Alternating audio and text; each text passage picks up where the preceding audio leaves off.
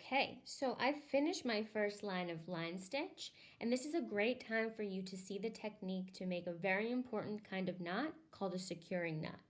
A securing knot happens at the end of a row when you're finished stitching a particular section like I'm at here, or when your thread is too short. Now, actually, this is kind of perfect because my thread is exactly at the length that we suggest that you make a securing knot. It may be longer, that's fine too, but it's good for you to see. So if you go like this, you stretch out your fingers like this, you can measure your thread across the length of it like this. And if your thread is any shorter than this, it would be difficult to make a knot. It makes it a little bit tough. So you want to kind of always measure your thread and see if it's at that point if you're sewing something larger. Now, that kind of doesn't even apply here since I'm at the end of the row. I would have to make a securing knot again, no matter what.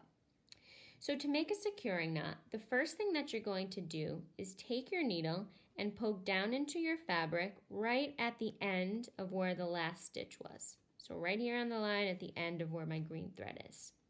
I'm going to pull the needle all the way through, and I'm going to flip the fabric over. Now usually there's a little stitch, the last stitch that you made, visible right there where your thread is coming out. So this stitch right here. This stitch is going to help me anchor my knot to it.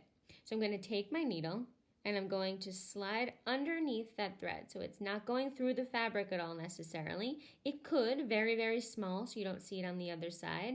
But this stitch, its purpose is to kind of help you with the knot without having to do that. And you're going to come through.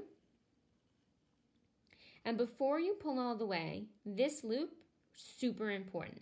This loop becomes your knot. So you don't pull it all the way. You don't pull it until you've taken your needle into it. So my needle is fully in this loop now. Then I can pull it tight. And there I have my securing knot. So from here, I could take my scissors. I can cut this off as short as I like. And I have nice secured stitches that will not fall out thanks to that securing knot, similar to that knot that I had in the beginning. Hope that helps. Make sure you do this whenever you finish the end of an area of stitching.